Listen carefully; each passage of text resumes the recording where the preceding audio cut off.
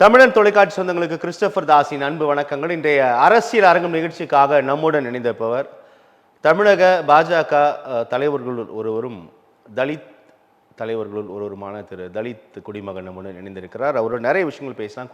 குறிப்பாக இந்தியாவின் அரசமைப்பு பதவிகளில் இரண்டாவது பெரிய பதவியான குடியரசு துணைத் தலைவர் பதவிக்கு தமிழ்நாடை சேர்ந்த சிபி ராதாகிருஷ்ணன் தேர்ந்தெடுக்கப்பட்டுள்ளார்.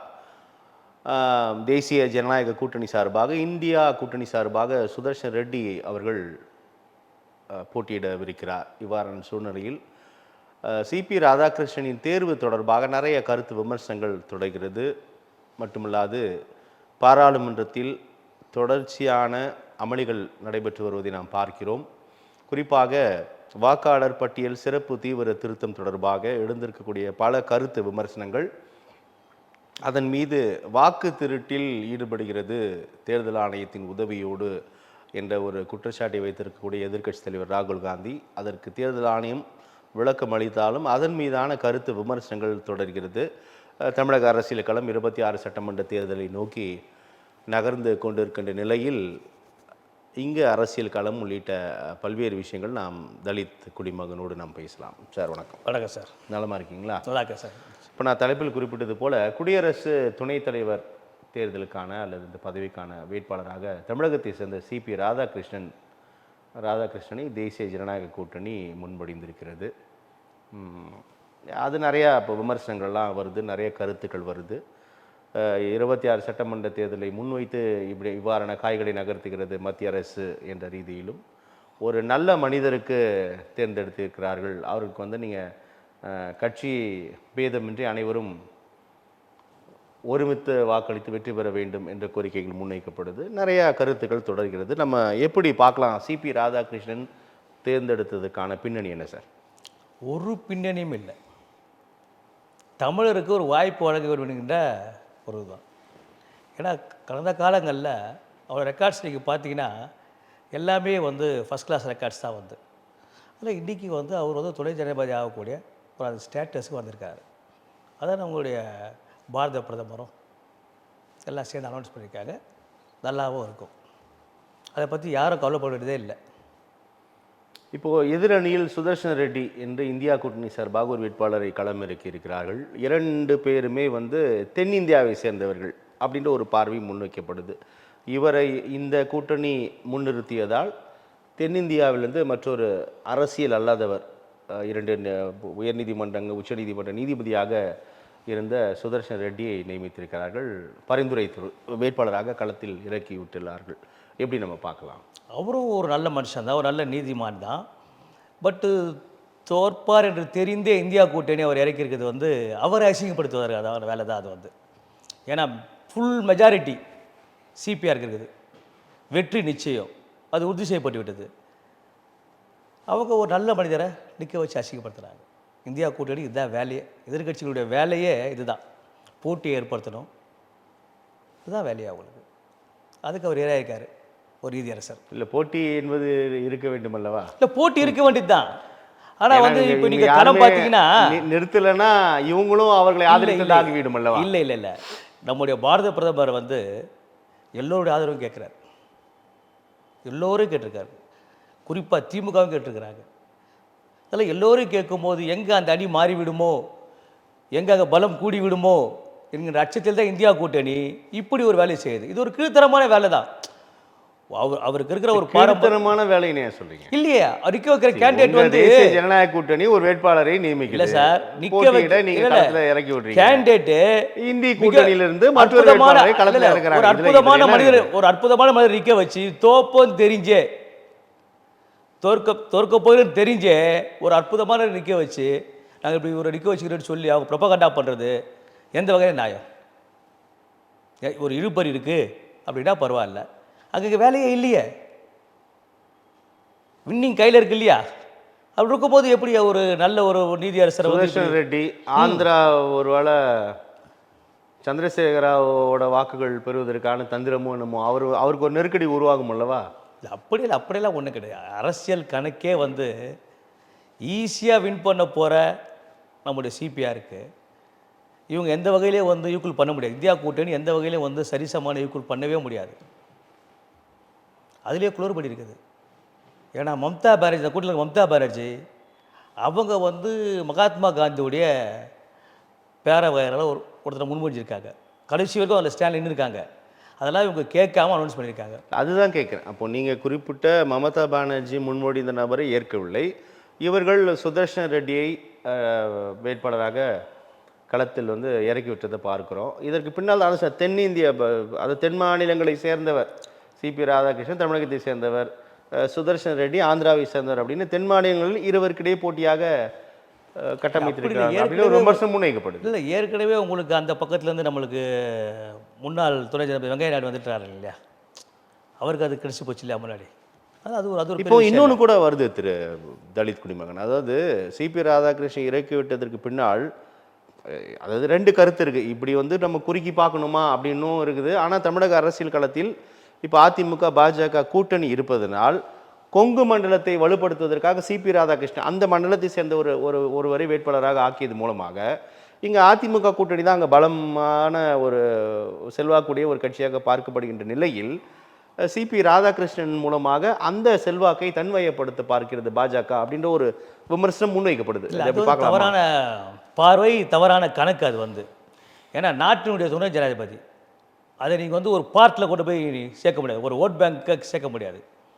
ஏன்னா இந்தியர்களுக்கு எல்லோருக்குமான ஆமாம் இல்லை, அது மறுப்பதற்குல ஒரு வைஸ் பிரசிடென்ட். ஆனால் தமிழக பாஜக அதிமுக கூட்டணினால சிபி ராதாகிருஷ்ணன் தேர்வுனால இல்லை அது அப்படி இணைச்சு பார்க்க இல்லை, அதுக்கும் இதுக்கும் முடிச்சு போட முடியாது.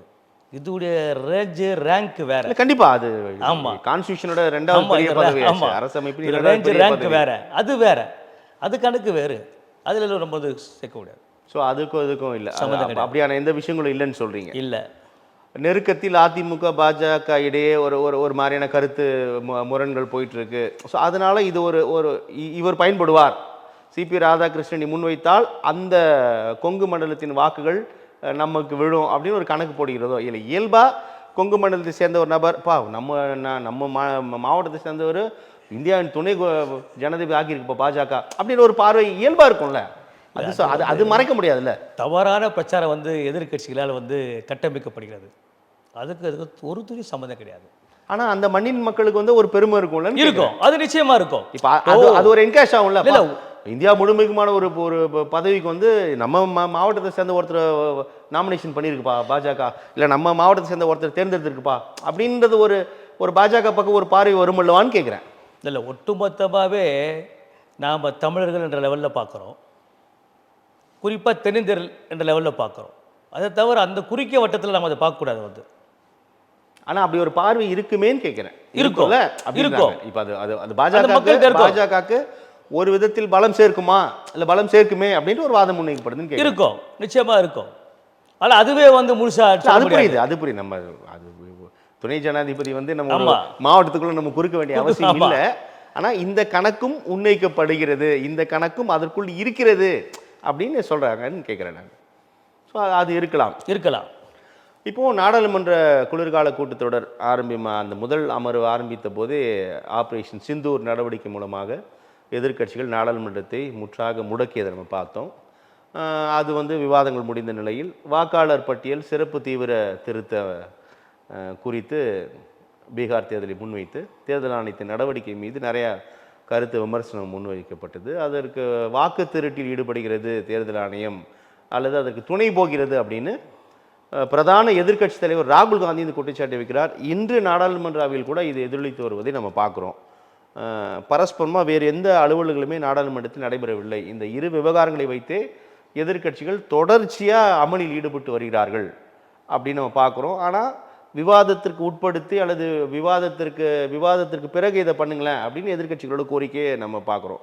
எப்படி பார்க்கலாம் இந்த விவகாரத்தை? இது வந்து எதிர்க்கட்சிகள் வந்து திட்டமிட்டு கிட்டத்தட்ட 3 முறை வந்து பாஜக கட்சி நாட்டை ஆண்டு கொண்டிருக்கிறது, நம்மால் ஆட்சிக்கு வர முடியவில்லை என்கின்ற அந்த தோல்வி விரக்தியில் திட்டமிட்டு போய் குற்றச்சாட்டு இது வந்து தேர்தல் கமிஷன் தெளிவாக சொல்லிடுச்சு ராகுல் காந்தி கிட்ட, நீங்கள் வந்து அஃபிடவிட் ஃபைல் பண்ணுங்கள், ரொம்ப கிளியராக சொல்லிட்டாங்க.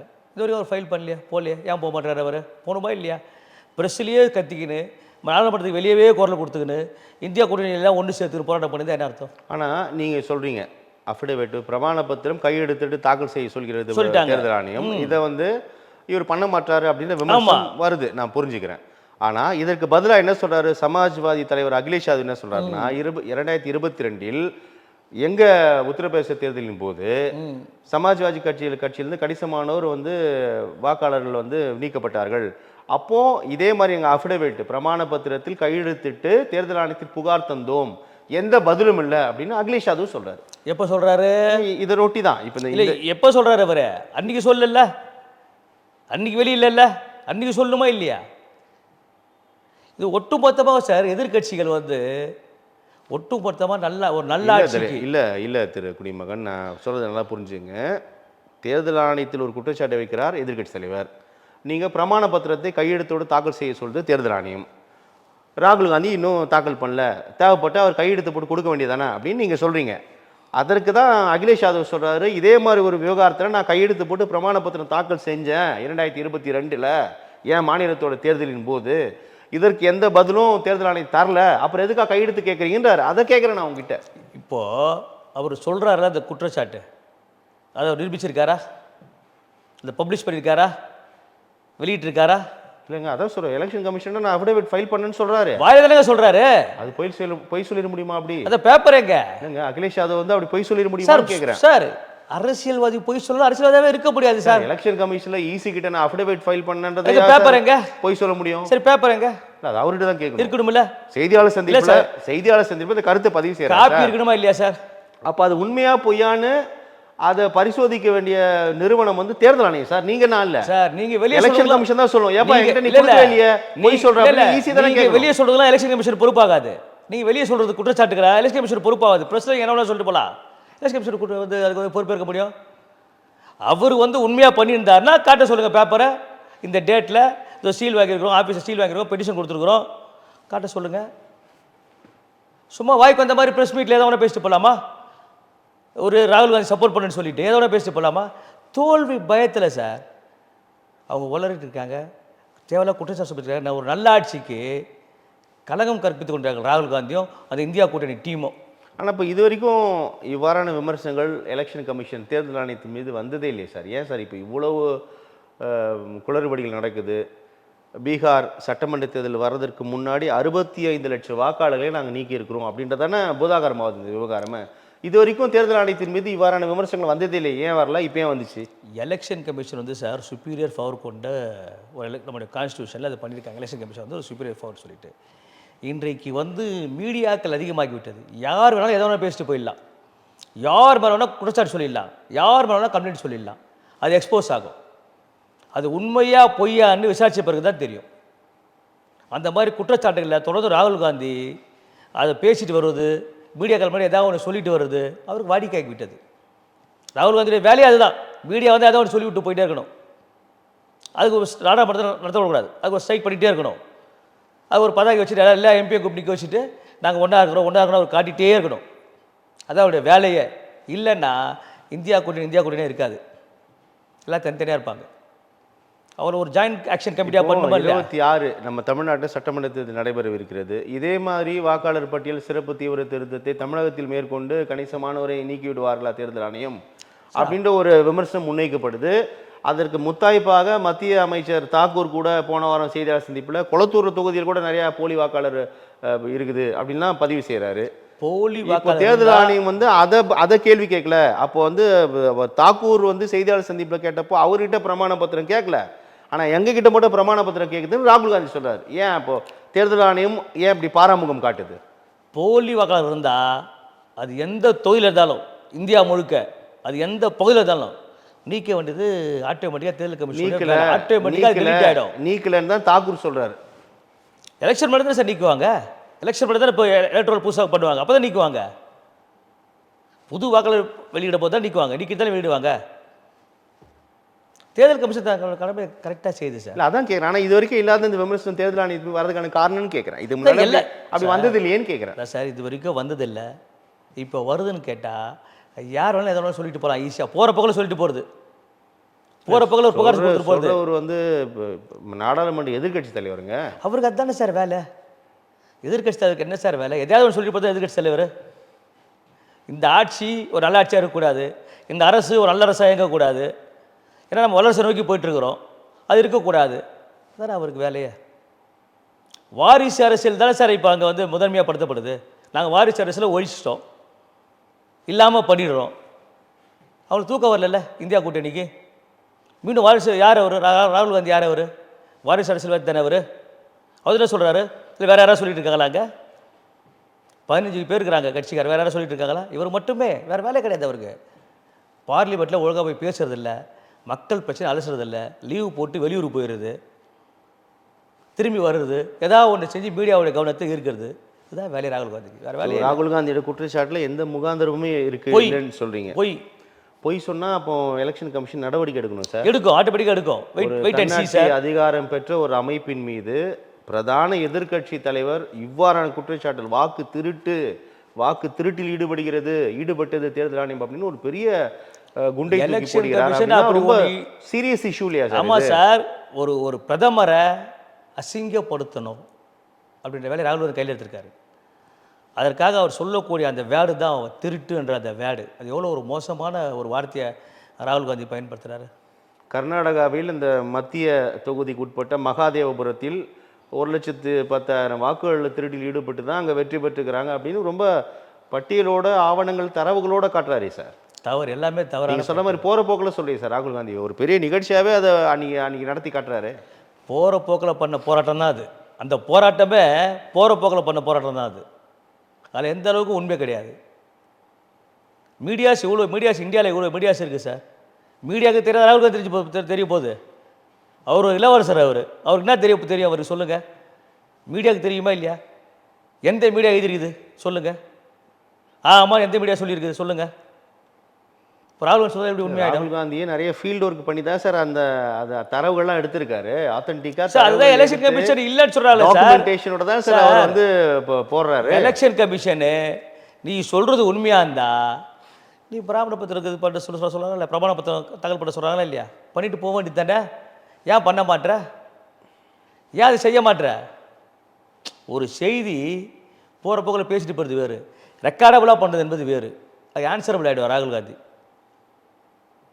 அது ஃபர்தராக போயிட்டே இருக்கும். அதை தவிர்க்க தான் அது செய்ய மாட்டார் அவர். செய்ய வேண்டியது தானே. ஸோ அது செஞ்சால் செய்யணுமில்ல. ஒரு விளக்கத்தை எலெக்ஷன் ஆமாம் செய்யணுமில்ல. அப்போ தானே ஒரு கரஸ்பாண்டன்ஸு, ஒரு கரஸ்பாண்டன்ஸ் கம்யூனிகேஷன் எப்போ வரும்? அவர் ஏதோ பேசிட்டு போகிறதுக்கு எலெக்ஷன் கமிஷன் ஏதோ பதில் சொல்லுங்கம்மா. இல்லை சொல்கிற நபர் வந்து ஆப்போசிஷன் லீடர் இல்லை சார், யாரோ இல்லை. அப்போசிஷன் வேலையாக தானே ஏதாவது அரசு மீது குற்றம் சொல்லணும். இப்போ அவங்க கையில் எடுத்தது எலெக்ஷன் கமிஷன் மேலே குற்றம் சொல்கிறாங்க. எலெக்ஷன் கமிஷன் குற்றம் சொல்கிறபடியா பாரத பிரதமரில் குற்றம் சாட்டணும். அதான் அவருடைய வேலையாக இருக்குது. அது எப்படி?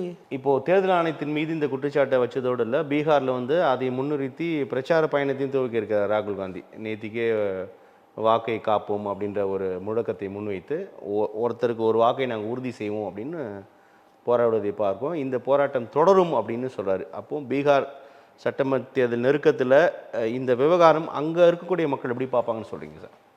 அதை பெருசாக எடுத்துக்க மாட்டாங்க மக்கள்.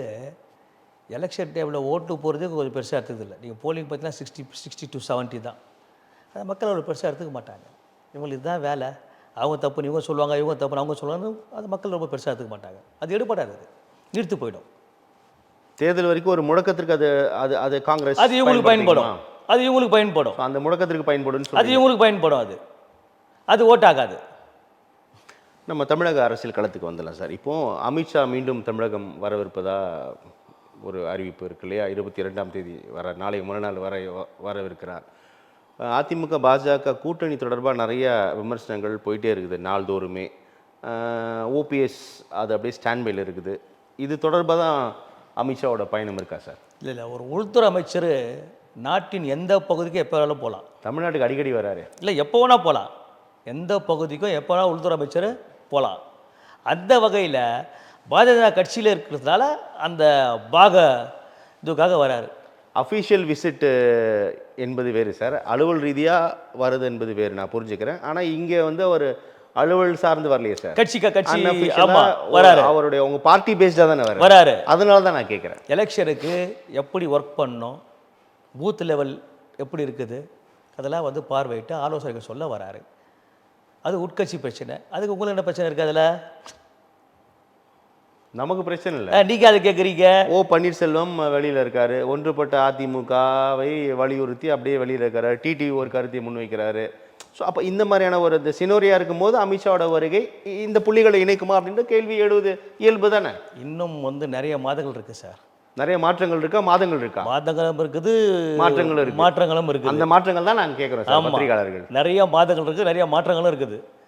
உங்களுக்கு தெரியும், ஒரு மாதமும் ஒரு நிகழ்வு நடந்துட்டு இருக்கும். நீங்கள் பார்க்க தான் போகிறீங்க, ஏற்கனவே சொல்லியிருக்கிறேன். அதனால் ஒன்றும் பிரச்சனை இல்லை. இப்போது எடப்பாடி அதிமுக பாஜக கூட்டணி வந்து தொடர்பாக நிறைய விமர்சனம் வரதை நீங்கள் பார்க்குறீங்க. இதில் ஏற்கனவே இருக்கக்கூடிய ஓபிஎஸ்ஸாக இருக்கட்டும், டிடிவி, அவங்க இப்போ திருமதி சசிகலா உள்ளிட்டவர்கள் அதிமுக இல்லாமல் இருக்கிறது ஒரு பெரிய அதிமுகவுக்கு சர்க்கிள் தானே. அப்போ இந்த நிலையில் பாஜக அதிமுக கூட்டணி என்ன சார் பெர்ஃபார்ம் பண்ண போகுது அப்படின்னு விமர்சனம் முன்வைக்கப்படுது. எப்படி பார்க்குறீங்க? இந்த முறை வந்து சார் மிகப்பெரிய கூட்டணியே பிஜேபி கூட்டணி தான். மிக அந்த கூட்டணி தான் இன்னும் அமையல தானே எதிர்கட்சி. இல்லை இவ்வளோ சீக்கிரம் ஆளும் கட்சி சொல்லிட்டே இருக்கேன் சார் தொடர்ந்து. அதற்கான உங்க கூட்டணி நோக்கி வரமாட்டாங்க. அந்த கூட்டணியை உறுதிப்படுத்தா இவங்க வாயை நீங்க அடைச்சிடலாமே. அதற்கான டைம் இது இல்லை. அதற்கான டைம் இது இல்லை. ஒரு ஷேடோ தெரியணும் சார். எல்லோரும் வந்து மாற்றத்தை விரும்புகிறார்கள். புதிய அரசு அமைய வேண்டும் என்பதை திமுக கூட்டணியில் இருக்கிறவங்களே விரும்புகிறாங்க. திமுக கூட்டணியில் இருக்கிறவங்களே மீண்டும் இந்த அரசு அமையக்கூடாது, புதிய அரசு அமையணும்னு விரும்புகிறாங்க. காலம் சூழலுக்கு இப்போ வெளியே வர தயாராக இருக்கிறாங்க, வர போகிறாங்க. நீங்கள் பார்க்க போகிறீங்க. அப்போ மெகா கூட்டணியாக பிஜேபி அதிமுக கூட்டணி இருக்க போகுது. இல்லை சார், அது உங்களுக்கான முயற்சியாக இருக்கலாம், நான் புரிஞ்சுக்கிறேன். இன்னும் நெருக்கத்தில் இருக்குது, ஜனவரிக்கு மேலே நிறைய இன்னும் மாற்றங்கள் நிகழலாம், அதை நான் புரிஞ்சுக்கிறேன். தேர்தல் நெருக்கத்தில் இருந்தால் கூட அதிமுக பாஜக கூட்டணி நோக்கி ஒரு ஒரு ஒரு ஷேடோ அலைன்ஸ் என்னென்ன ஃபார்ம் ஆகிருக்கணும். ஆனால் அது கூட அதாவது அதிமுக பாஜக கூட்டணி நோக்கி யாருமே வர தயாரில்லை. ஷேடோ எவ்வளோ சீக்கிரம் வராது சார். உங்களுக்கு எலெக்ஷன் நெருங்கும் போது தான், எப்படி மழை வரும்போது தான் வந்து அந்த ஷேடோ உங்களுக்கு தெரியுமா, மேகங்களுடைய கூட்டம் மாதிரி எலெக்ஷன் நெருங்கும் போது தான் மாறும். இன்னும் 15 நாளுக்கு இது தேர்தல் முதலும் மாற்றம் உண்டு. அது அது அது நான் அப்போ கூட சீட் ஷேரிங்கில் ஆமாம் வெளியே வருவாங்க. அது அது நடக்கும், நான் புரிஞ்சுக்கிறேன். அது வந்து கடைசி நேர மாறுதலுக்கு உட்பட்டது தான் கூட்டணிகள். ஆனால் ஒரு அடிப்படையில் ஒரு கட்டமைப்பு இருக்கும்ல சார். இப்போ திமுகவும் அந்த கூட்டணி வலுவா இருக்காங்க. வலுவா இல்லை இல்லை, நீங்க சொல்றீங்க. இல்லை சார், நீங்க சொல்றீங்க, நான் சொல்லல. இப்போ இதை நீங்க சொல்றீங்க. ஆனால் அவங்க கூட்டணி இருக்காங்க. இப்போ திமுகவும் இல்லை சார். திமுக கூட்டணி கட்சி யாரு சார்? விசிகா மொத்தம் ஒரு 10 கட்சி இருக்காங்க. இருக்கு. நேற்று போயிட்டு பார்த்துருக்காங்க. புரியுதா உங்களுக்கு? அப்போ அந்த கூட்டணி வந்து கடந்த 5 ஆண்டுகள் அப்படியே இருக்குது. இன்னும் நாங்கள் 26 சட்டமன்ற தேர்தலும் இந்த கூட்டணியோட தான் எதிர்கொள்ள போகிறோம் அப்படின்றதுல உறுதியாக இருக்காங்க. பார்த்தீங்களா, அந்த ஸ்ட்ரக்சரல் இருக்குல்ல, அது அதிமுக பாஜக மிஸ்ஸிங் அப்படின்னு சொல்கிறாங்கன்னு கேட்குறேன். அவங்க வந்து ஆட்சியில் இருக்கிறாங்க, அவங்க அதை ப்ரூவ் பண்ணிட்டு இருக்கிறாங்க. ஏன்னா அந்த சலுகை வந்து ஒரு கட்சியும் அனுபவிக்குது. திமுக இருக்கிற கூட்டணி கட்சிகள் ஆட்சி அதிகாரத்தை வந்து அனுபவிக்கிறாங்க, அதனால் அதில் இருக்கிறாங்க. இங்கே ஆட்சி அதிகாரம் இல்லை அதிமுகவில், அதனால் வந்து அவங்க பிரச்சாரத்தில் இருக்கிறாங்க. சார், திமுகவுக்கு பயலைன்னா இவர் என் மக்களை தேடி போகிறாரு. இவர் பக்கம் தேடி போகிற அவசியம் கிடையாது. எடப்பாடியார் போகலாம், பிஜேபி போகலாம், தமிழ்நாட்டில் ஆட்சி அதிகாரம் வேணும்னு. அவர் ஸ்டாலின் எதுக்கு போகிறாரு? எத்தனை திட்டம் தெரியுமா? உங்களோடு நான், எங்களோடு நீங்கள், உங்களுடன் ஸ்டாலின், காக்கும் ஸ்டாலின், தாயுமான இன்னாது. தூய்மை பணியாளர்கள் போராட்டம் வந்து 13 நாட்களை கடந்து நடைபெற்றதை நம்ம பார்க்குறோம். நீதிமன்றத்தின் உத்தரவு காவல்துறையால் அப்புறப்படுத்தப்பட்டதை பார்த்து கைது நடவடிக்கையின் போது நடைபெற்ற நிகழ்வுகள் நம் நாடறிந்தது. கடுமையான விமர்சனங்கள் நம்ம பார்க்குறோம். உங்கள் மாநில தலைவர் நயினார் நாகேந்திரன் கூட தூய்மை பணியாளர்கள் போராட்டத்து தொடர்பாக நிறைய கருத்துக்களை கூறி வருகிறார். தனியார் மயம், தாராள மயம், உலக மயத்தில் வந்து ரொம்ப முனைப்பு காட்டுகின்ற பாஜக மாநிலத்தில் தனியார் நிறுவனத்தை நோக்கி நகர்த்துவதற்கு எதிர்ப்பு தெரிவிப்பது ரொம்ப நகைமுறையாக இருக்குது. பாஜகலாம் இதில் பேசலாமா அப்படின்னு சொல்கிறாங்க. எப்படி பார்க்கலாம் இதை? அப்படி இல்லை, பாதிக்கப்பட்டது தூய்மை பணியாளர்கள், யார் வேணால் பேசலாம். அதில் எங்கள் தலைவர் பேசுறது வந்து எப்படி நீங்கள் வந்து தப்புன்னு சொல்ல முடியும்? நியாயம் கேட்டு மக்கள் போராடுறாங்க. அதுவும் ரிப்பன் மாளிகை வெளியவே கிட்டத்தட்ட 13 நாட்கள் பட்டினியாய் உறக்கம் இல்லாமல் தன்னுடைய கோரிக்கைகளை முன்வைத்து அரசிடம். முதலமைச்சருக்கு 1 ஹவர் போதாதா அந்த மக்கள் பிரச்சனை தீர்க்கிறதுக்கு? இல்லை 1 நாள் போதாதா? இப்போ 13 நாள் என்ன பிரச்சனை சார்? அதில் என்ன பிரச்சனை இருக்குது? ஒரு பிரச்சனையே கிடையாது சார். அந்த மக்கள் கேட்குற அந்த கோரிக்கையை நிறைவேற்றுறது தான் முதலமைச்சருடைய வேலை. எல்லாருக்கும் எல்லாம்னு சொன்னார்ல, இது பேர் தான் எல்லாருக்கும் எல்லாமா? அது 13 நாள் ஒரு தூய்மை பணியாளர்கள் வந்து உட்காந்துருக்காங்க. அது என்னன்னு கூப்பிட்டு பேச சொல்லாமல் முந்தானத்தை கூப்பிட்டு டீ கொடுக்குறாரு வீட்டில், எல்லாருக்கும் டீ பார்ட்டி வச்சுருக்காரு. சுமூகமாக பேசியா சொல்கிறாரு. அப்போ 13 நாள் அந்த மக்களை வந்து வெயில்லையும் மழையிலையும் ரோட்டுலையும் தூசுலையும் அவஸ்தைப்பட வச்சுட்டு கொசுக்கடியிலையும் இது என்ன ரொம்ப நியாயமாக அரசு போராட சொல்ல சார், அவங்க போராடுறாங்க. போராட்டத்தை கூப்பிட்டு பேசணும் சார். இன்றைக்கி ஆசிரியர்கள் போராடுறாங்க. பேசினாலே சார் 18 19 கட்ட சுற்று பேச்சுவார்த்தை நடந்துச்சு சார். பேச்சுவார்த்தை இரண்டு சரியில்லையே. அமைச்சர்கள், மேயர் டிமாண்ட் எல்லாம் பேசினாங்க சார், அவங்களுடைய டிமாண்டை வந்து ஏற்றுக்கணுமா இல்லையா? போராட்டம் பண்ணோட டிமாண்ட் ஏற்றுக்கணுமா இல்லையா? நீங்கள் சொல்கிறது எப்படி மக்கள் ஏற்றுப்பாங்க? கஷ்டப்படுற ஜனங்க அவங்க, அப்பாவி ஜனங்க, அன்னாட காட்சிகள் அவங்க, அவஸ்தைப்படுற ஜனங்க அவங்க, கொரோனா பீரியடில் அந்த மாதிரி ஒர்க் பண்ண ஜனங்க, எல்லோரும் வீட்டில் இருக்கும்போது ரோடோட அது ஒர்க் பண்ண ஜனங்க. அப்போ அவங்கள முன்னாடி கூப்பிட்டு வச்சு பேசணுமா இல்லையா? அந்த மாதிரி சிஎம்க்கு இல்லையே. ஏன் சார் அவங்க கோரிக்கைகள் ஏற்றுக்கொள்ளப்படவில்லை? என்ன காரணம் சார்? கஜானில் காசு இல்லைன்றாரு, ப்ரைவேட்டு கொடுத்தாச்சுன்னு சொல்கிறாரு. நேற்று பெருமையாக சொல்கிறாரு 51 மாதம் ஆட்சி நடத்தியிருக்கிறோம், 51,000 வங்கி கணக்கில் எல்லாருக்கும் சேர்ந்துருக்குது, மகளிர் இல்லைன்றாரு. எவ்வளோ ஒரு பொய்யை பப்ளிக்காக பேசுகிறாரு. ஆட்சிக்கு வந்து கொடுத்தாரு அவர் காசு, 51 மாதம் கொடுத்துன்னு பொய் சொல்கிறாரு. ரெண்டாவது வெளியே போனால் 50 ரூபா செலவுன்னு அவரே உண்மையாக சொல்கிறாரு. இப்போ ஒரு நாளைக்கு ஒரு 50 ரூபா செலவானா அப்போ ஒரு மாதத்துக்கு எவ்வளோ? 1500 ரூபாய். அந்த கணக்கே தெரியாமல் ஒரு முதலமைச்சர் நான் 1000 ரூபா கொடுத்ததை பெருமையாக பேசி திரிகிறாரு. அப்போ முதலமைச்சருக்கு லாக்கி இல்லாதவர் அவர். என்ன நடக்குதுன்னு தெரியணுமா இல்லையா? பத்திரிகையில் செய்தி வருதா, டிவியில் செய்தி வருதா இல்லையா, பார்க்குறாரா இல்லையா? இப்போ தூய்மை பணியாளர் விவகாரம் பார்க்கும் பொழுது இதற்கு முன்னதான அதிமுக ஆட்சியின் போது 15 மண்டலங்களில் 10 மண்டலங்களை இப்படி தனியார் மையத்தை கொடுத்துட்டோம். அதற்கு முன்னதாக கூட பார்க்கும்போது திமுக மேயராக தற்போதைய முதலமைச்சர் அவர் மேயராக இருக்கும் போதே கொடுத்தாச்சு.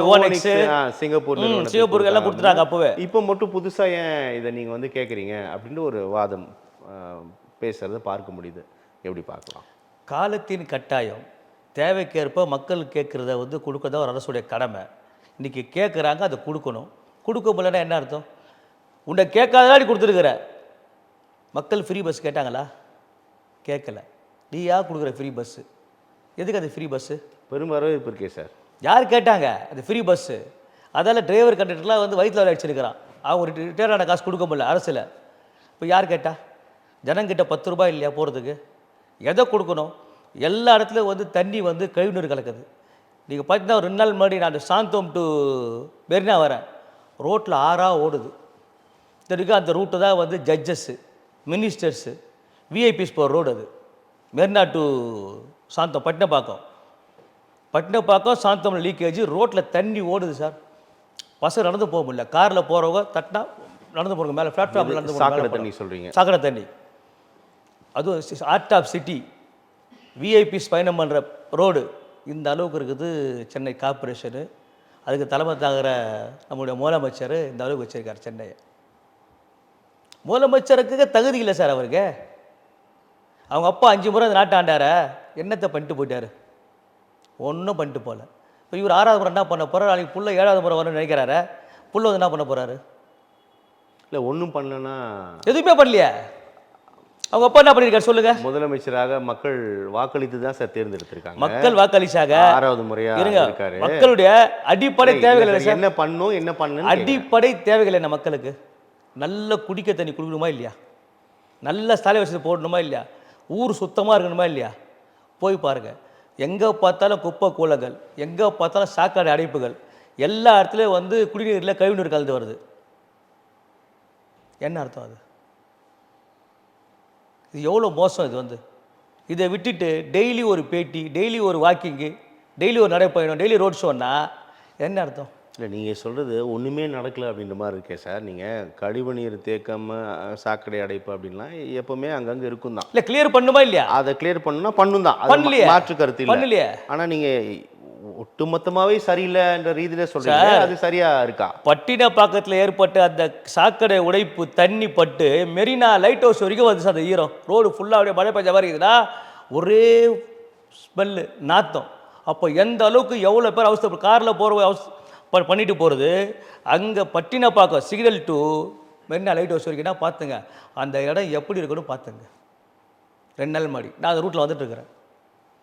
பிளாட்ஃபார்மில் போகிற ஜனங்க மேலாம் அப்படியே தண்ணி அந்த காரில் போகிறது படுது.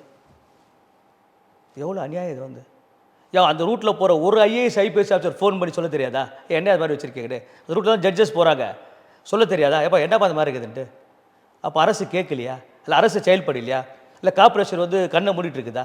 இதுதான் எங்களுடைய கேள்வி. யாரோ ஒருத்தர் சொல்லுவாங்க இல்லையா, எப்போ அந்த ரூட்டில் என்னப்பா அந்த மாதிரி இருக்குதுன்ட்டு? அப்போ அங்கே போகிற எவனுமே ஃபோனில் சொல்லலையா? இல்லை சொல்லலாம் வந்து அரசு கேட்கலையா? இல்லை சொல்லி அரசு செய்யலையா? இந்த கேள்விக்கு என்ன பதில்? விஐபி ரூட் சார் அது, என்ன பதில் அதுக்கு? அவ்வளோ மோசமாக இருக்குது அந்த ஆட்சி.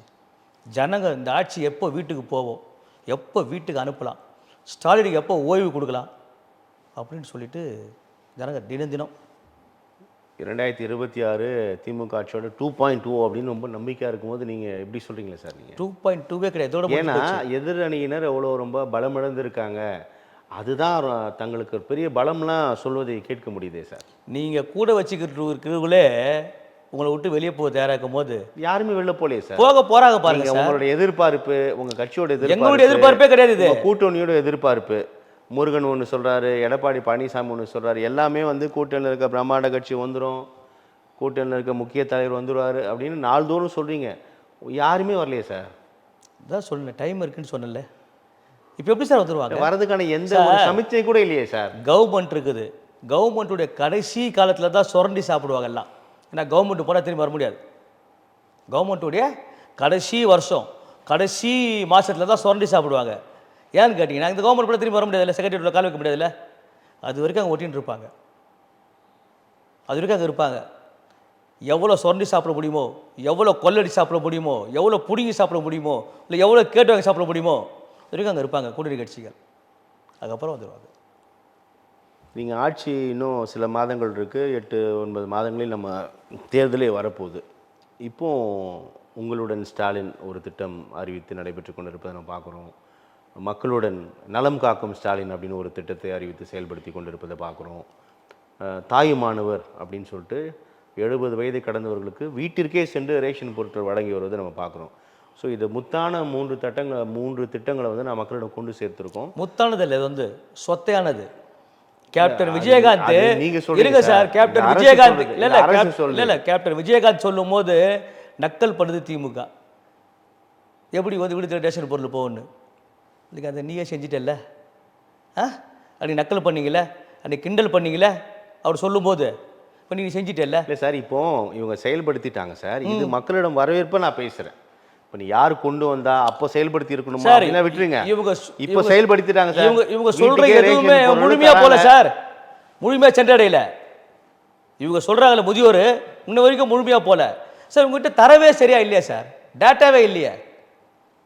இந்த 1000 ரூபாய் முழுசா போலன்னு சொல்றாங்கல்ல மக்கள், அப்போ டேட்டா உங்ககிட்ட இல்லைல்ல. அதே மாதிரி இந்த ரேஷன் பொருள் இன்னும் போய் சேரல. இல்லை டேட்டாஸ் இல்லைன்னா யார் விண்ணப்பிக்கிறாங்களோ அது மீது இல்லை ஆட்டோமேட்டிக்கலி விண்ணப்பிக்கிறது கிடையாது. முதியோர்கள் வந்து அந்த 1000 ரூபாய்க்கு விண்ணப்பிக்கிறது ஓய்வூதியம் இல்லை, நான் உரிமை தொகை சொல்றேன். அதான் உரிமை தொகை வந்து விண்ணப்பிக்கிறது. ஏன்னா வந்து நடமாட முடியும், அவங்க போகலாம். இவங்க முதியோர் வந்து ஓய்வூதியம் நடமாட முடியாது, அது ரேஷன் பொருள் சொல்கிறேன். அந்த தரவே உங்ககிட்ட இல்லை. சார் 2 லட்சத்திற்கும் என்னுடைய கணிப்பு சரி இருந்தால் 2,12,000 பேருக்கு ஒரு கணக்கு சொல்கிறாங்களே. போன மாதம் குடிநீர் நிறுவனம் ஆரம்பிச்சார் இல்லையா, முக்கியமான இடங்கள்ல, மக்கள் கூடுகின்ற முக்கியமான இடங்களில் தண்ணி பிடிச்சிக்கலாம், சுத்தமான குடிநீர் எல்லாம் மூடி வச்சுக்குது, தண்ணியே இல்லை. போய் பாருங்கள்.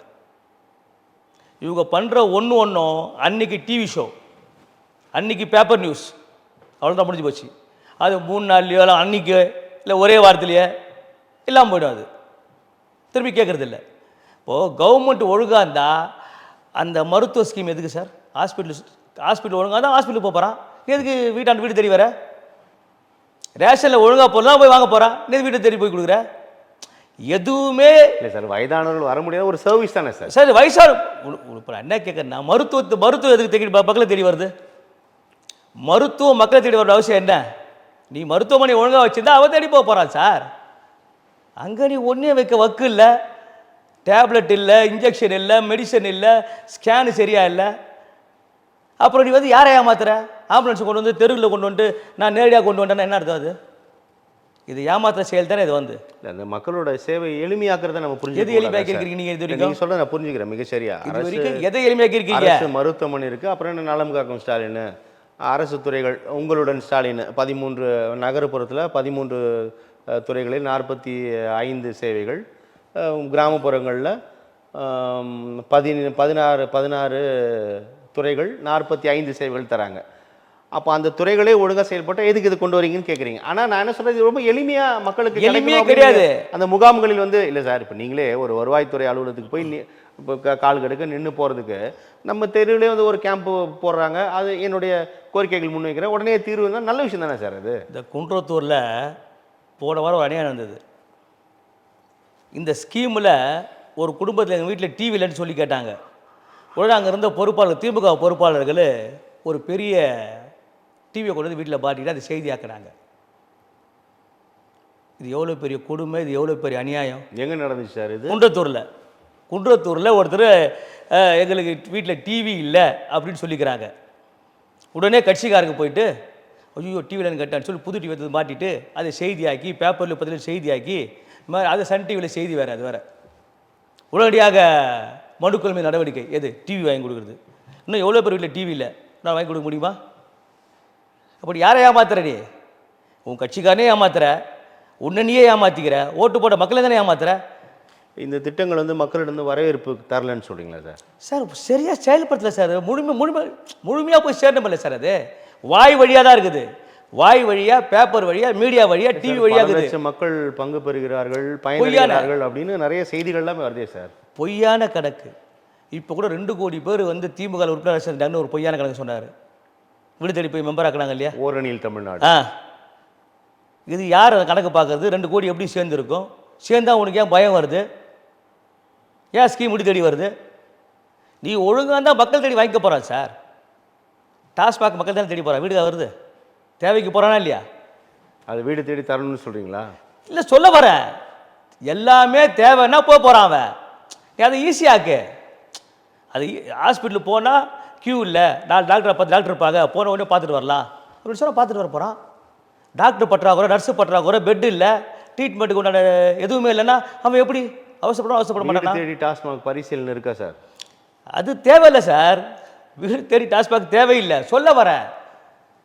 இப்போது முக்கால்வாசி பேர் மெடிக்கல் ஷாப் போகிறாங்களா இல்லையா? எல்லா மாத்திரையும் வந்து மெடிக்கல் ஷாப் தானே வாங்குறாங்க, அரசு மருத்துவமனையில் வாங்குறாங்க. இல்லை, இப்போ மெடிக்கல் ஷாப் ரன் ஆகுதா இல்லையா? அவன் தேவைக்கு போகிறானா இல்லையா? ப்ரைவேட் ஹாஸ்பிட்டல் போகிறானா இல்லையா? அவன் தேவைக்கு போகிறான் இல்லையா? ப்ரைவேட் ஸ்கேன் போகிறானா இல்லையா? அப்போ அரசு ஒழுங்காக நடத்தினா போகிறவங்க போகிறாங்க சார். அரசு மருத்துவமனைக்கு போறவங்களுக்கான அரசு திட்டங்களை நம்ம அரசுக்கே கொண்டு சேர்க்கணும். அரசு மருத்துவமனை அது இன்னும் யாருக்குமே போலன்னு அந்த டிபார்ட்மெண்ட்ல ஆள் கிடையாது சார். போய் பாருங்க, நீங்க ஒன்றும் இல்லை, நம்ம சென்னை எடுத்துங்க, ஸ்டான்லி, ஜிஹெச், ஓமந்தூரா போய் பாருங்க, எங்கேயுமே அதற்கான ஆள் கிடையாது. அங்கே போனால் மருந்தங்க மூடி இருக்கும், ஸ்கேன்ஸ் ரிப்பேரில் இருக்கும், டாக்டர் சொல்ல உட்காந்துருக்க மாட்டாங்க. இல்லை, இது வந்து உங்களுடைய கற்பனாவாதம். நீங்கள் இல்லை, உண்மையை சொல்கிறேன், நீங்கள் செக் பண்ணிக்க. ஸ்கேன் மிஷின் வந்து ஓடாமல் இருக்கும், மருத்துவ உட்காந்துருப்பாங்க சார். நீங்கள் நாளைக்கு ஒரு ஸ்கிரிப்டே நடத்துறீங்களா? இல்லை, நாளைக்கு நீங்கள் ஒரு தொலைக்காட்சி கொண்டு போயிட்டு ஸ்டான்லி, ஜிஹெச், ஓமந்தூராரில் நீங்கள் பேட்டி எடுங்க.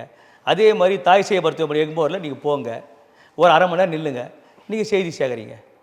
இல்லைன்னு சொன்னால் நீங்கள் தப்புன்னு சொல்லி குற்றச்சாட்டு வைங்க. நான் உண்மை தான் சொல்கிறேன். பாதிக்கப்பட்ட மக்களின் சார்பாக பாதிக்கப்பட்டு தான் பேசுகிறோம். நீங்கள் குறிப்பிடக்கூடிய மருத்துவமனைகளில் அதாவது அது ரன்னாகவே இல்லையா, உபயோகப்படவே இல்லையா சார்? ரன் ஆகுது சரியான, அது 8 மணி நேரம் 10 மணி நேரம் ஒர்க்கில் இருக்கணும்ல, இருக்கிறது இல்லை. டேல நைட்டில் இருக்கணும்ல, இருக்கிறது இல்லை. சரியாக ஏன் சார் போக மாட்டான்? டாஸ்மாக் கரெக்டாக மூடுறீங்க, எல்லாம் போய் வாங்கிட்டு இருக்கான்ல. அது மாதிரி மருத்துவமனையில் அந்த பார்மசி திறந்துடணுமா இல்லையா? டாக்டர் சீட்டில் இருக்கணுமா இல்லையா?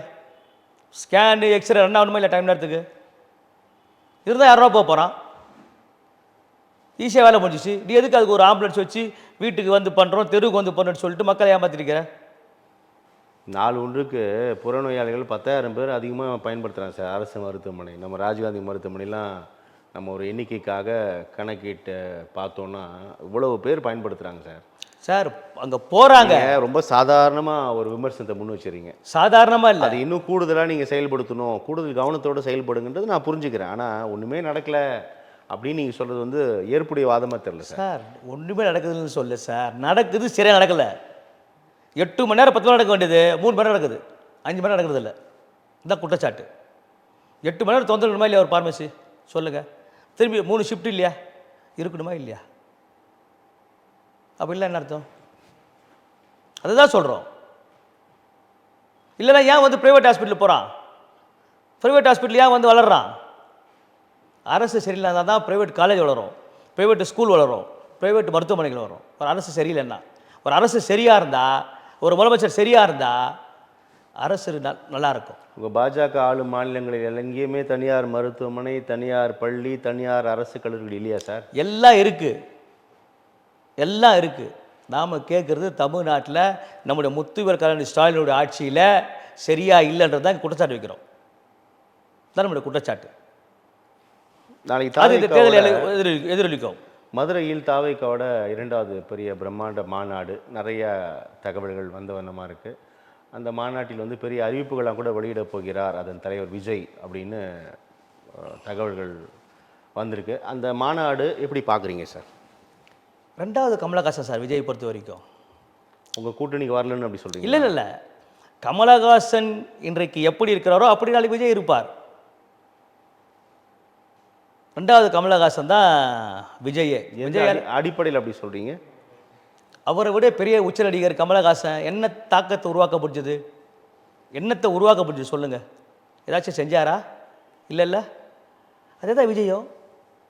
ரஜினியாலே ஒன்றும் முடியல நாட்டில், விஜய் என்ன பண்ண போறாரு? அவர் எதுவும் கட்சியெல்லாம் தொடங்கலையே சார். அதுதான், அவர் கட்சி தொடங்கல, எதுவுமே பண்ணல சார். அவர் ஆரம்பிக்கும் போது ஆப் பண்ணிட்டாங்க.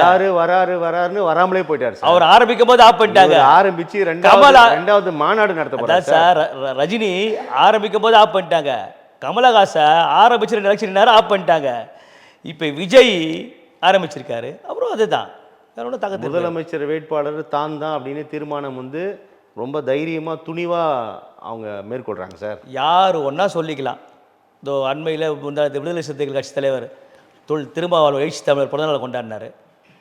எல்லோரும் நாளைய முதலமைச்சர் சொன்னாங்க, சொல்லிக்க வேண்டியது தான், தப்பே கிடையாது. நல்ல தப்பு இருக்குது. ஒரு கட்சி தலைவர் முதலமைச்சர் பதவி மேலே ஆசை வைப்பது, குறி வைப்பது தவறே கிடையாது. அதுதான் கட்சி நடத்துகிறாங்க, அதுதான் தன்னை தலைவராக சொல்லிட்டு வராங்க. இல்லை, அவர் வந்து அடுத்த முதலமைச்சர் அப்படின்னு அவங்களுடைய கூட்டங்களில் புகழாரம் சூட்டுவது என்பது வேறு. இவர் புதுசாக கட்சி தொடங்கி 26ல் தான் நம்ம வந்து களத்தில் இறங்க போகிறாரு. அப்போ நான் தான் முதலமைச்சர் வேட்பாளர் அப்படின்னு அறிவிக்கிறாரு.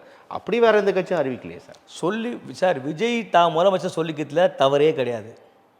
ஆனால் அது கனவு, சொல்லிக்கலாம். அது ஒரு கனவு, அது சக்ஸஸ் ஆகாது. அது வந்து ஒரு பகல் கனவு. அது பாஜக ரொம்ப முயற்சி பண்ணீங்களே தாவேக்கா கூட்டணிக்குள்ளே வரணும்னு, அவர் கடைசி வரைக்கும் உங்களுக்கு பிடி கொடுக்கவே இல்லையோ தாவேக்கா? அப்படி அதனால தான் சமீபத்தில் உங்களுடைய பாஜக தலைவர்கள் தாவேக்கா குறித்து ரொம்ப காட்டமாக விமர்சிக்க தொடங்கியிருக்கீங்க. அப்படிலாம் ஒன்றும் கிடையாது. ஒரு கட்சி இன்னொரு கட்சியை விமர்சிப்பதற்கு உரிமை உண்டு, அதில் விமர்சிக்கிறோம். எங்கள் கூட்டணிக்கு யார் வேணாலும் வருவாங்க, இல்லை இங்கே இருக்கிறவங்க யார் வேணாலும் வெளியே போவாங்க. அது எல்லா கட்சியும் இயல்பு தானே சார், அது சகஜம்தான். அது ஒரு பெரிய விஷயம் கிடையாது. அது வந்து விஜயால் ஒரு மாற்றமும் உருவாக போகிறது கிடையாது. ஒரு புது கட்சி, ஒரு உச்ச நடிகர் களத்துக்கு வராரு, ஒரு மாற்றத்தை, பெரிய மாற்றத்தை என்ன உருவாக்கிற போறான்றது நான் ஒரு வாதத்திற்காக ஏற்கல. அவர் ஒரு கணிசமான வாக்குகளை கூட வாங்க மாட்டாரா சார்? விஜய் வேணால் வெற்றி பெறுவார் சார் ஒரு தொகுதியில் தானே நின்னா, அது சாத்தியம்.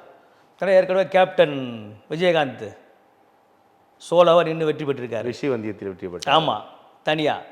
அதுபோல் விஜய் வேணால் ஒரு தொகுதியில் நின்னார்னா வெற்றி பெறுவார், அது சாத்தியம். கமல் தோத்தா மாதிரி அசிங்கமாக தோக்க மாட்டார். கமல் என்கிட்ட தோத்தார்ல, கேவலமாக தோத்தார்ல கமல் என்கிட்ட, அது மாதிரி தோக்க மாட்டார். 15-20 விழுக்காடு வாக்குகளை வாங்குவார், ஆட்சியை பிடிப்பார் அப்படின்லாம் நிறைய ஆருடங்கள் சொல்லப்படுது சார். அதெல்லாம் ஏற்கவே இல்லையா நீங்கள்? சும்மா சொல்லிக்கலாம் சார், சும்மா சொல்லிக்கலாம். எப்படி சார் நடக்கும் அது? 2 கோடி பேர் உறுப்பினர்களாக சேர்த்துருக்காங்க. 2ஆம் ஆண்டில் அடியெடுத்து வைக்கக்கூடிய நிலையில் கோடிகளை தாண்டி உறுப்பினர் சேர்க்கை போயிட்டு தான் பெருமிதம் தெரிவிக்கிறாங்க. அதெல்லாம் நீங்கள் கணக்கிலேயே எடுக்கலையா சார்? சார் அங்கே இல்லை, நீங்கள் ரொம்ப குறைச்சி எடை போடுறீங்களா? இல்லை, அங்கே 2 கோடினா இருக்கிறது 8 கோடினாமா. அங்கே 2 கோடினா அதிமுக அத்தனை கோடி, திமுக அத்தனை கோடி, காங்கிரஸ் அத்தனை கோடி, கணக்கு போட்டு பாருங்க. போய் வாயில் சொல்லிக்கலாம் 2 கோடி பேர் உட்படுறாங்க, 1 லட்சம் கோடிக்கிறாங்க இப்படின்னு சொல்லிக்கலாம். எலெக்ஷன் பெர்ஃபார்மன்ஸ் ரிசல்ட் பார்க்கும்போது தான் தெரியும். அவர் வரும் இடங்களெல்லாம் ரொம்ப பெரும் கூட்டம் கூடுகிறது, கூட்டம் கூட வரவேற்பு இருக்கே சார். கூட்டம் கூடும். இப்போது சினிமா என்பது அது ஒரு மாயை சினிமா, அதுக்கு கூட்டம் கூட சார். வாக்கு என்பது அது அது அதோட ஸ்டைலே வேறு. ஓட்டு போகிற ஸ்டைல் இருக்குது பாருங்கள், அந்த ஓட்டு அதில் ஊனம் பாருங்கள், அதோடைய ஸ்டைல் வேறு, அதோடைய இதுவே வேறு. அதுக்கு வந்து இன்னும் வந்து பக்குவமாக மாட்டாங்க. புது கட்சி ஆரம்பிச்செல்லாம் பக்குவத்துக்கு வர முடியாது. நாம் தமிழர் கட்சி ஏற்கனவே களத்தில் நம்ம தனித்து இருக்கிறத நம்ம பார்க்குறோம். 26 தேர்தலில் நாங்கள் தனியாக தான் இருப்போன்றதுல ரொம்ப உறுதியாக இருக்கார் அதன் ஒருங்கிணைப்பாளர் திரு சீமான். விஜய் களத்தில் இருக்கார், நாம் தமிழர் களத்தில் இருக்குது. ஸோ இந்த இந்த தனித்து களத்தில் இருக்கவங்களோட பலம் என்னவா சார் உங்களை போன்ற கட்சிகளுக்கு இருக்கும்னு நினைக்கிறீங்க? இதில்லை, இந்த எலெக்ஷனில் வந்து நாம் தமிழர் வந்து தனித்து இருக்க மாட்டார் அவர். ஆனால் ரொம்ப தெளிவாக இருக்காரே சார் அவர். நீங்கள் சொல்லிக்கலாம், இன்னும் ஒரு 9 மாதம் இருக்குல்ல. அவர் கடந்த காலம் நம்ம ட்ராக் கடந்த காலம் வந்து வேறு. 10 ஆண்டுகளில் ரொம்ப தனித்து தானே சார் இருக்கார். இந்த எலெக்ஷன் வேறு சார்.